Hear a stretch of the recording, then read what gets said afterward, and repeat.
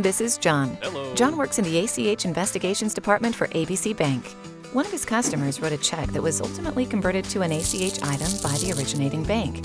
But John's customer is claiming that the debit from their account was not the correct amount. John needs to request a copy of the converted check in order to resolve this case, but he doesn't know who to contact at the large originating bank.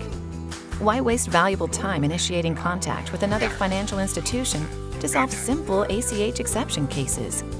John can initiate a converted check copy or CCC case type in the Fed ACH Exception Resolution Service via the Fedline Web or Fedline Advantage Solutions to route his request for copy to the appropriate contact at the originating depository institution.